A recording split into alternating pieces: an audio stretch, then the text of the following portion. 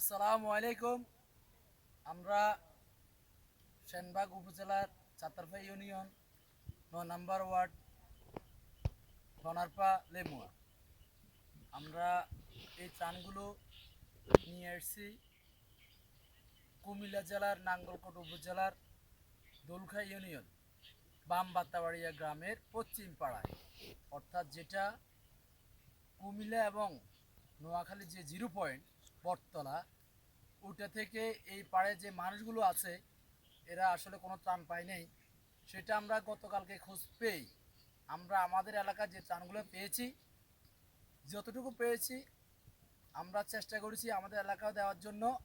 ওখান থেকে সামান্য কিছু ত্রাণ, ৩০-৩৫টা ত্রাণ আমরা ওখান থেকে চেক করি, যাতে মানুষগুলো পানিবন্দী আছে আজকে 1 সপ্তাহ। আমরা খবর পাইছি এখানে এমন কোনো ত্রাণ আসে নাই।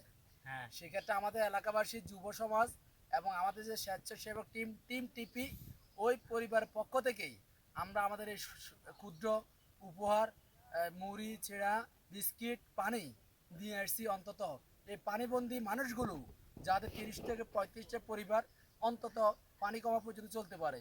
সবাই প্রতি অনুরোধ থাকবে এটা, যে যেখানে আছেন কুমিল্লার নাঙ্গলকোট, দোলখা, কান্দাল, লেমুয়া, ঠনারপা, কলাবাড়িয়া, বাম বাতেবার পূর্ব অংশে যারা আছেন, অন্তত এটা একটু চেষ্টা করেন, যেহেতু আমরা ঠনারপা থেকে ধানটা এখানে নিয়ে আসছি। আপনারা আপনাদের আশেপাশে প্রতিবেশী যারা আছেন এই জিনিসগুলো খেয়াল করেন, অন্তত মানুষকে বাঁচার সুযোগ দেন, তাদেরকে বাঁচার সুযোগ দেন। এই আশাবাদ ব্যক্ত করে আমি আমার বক্তব্য শেষ করলাম। আসসালামু আলাইকুম।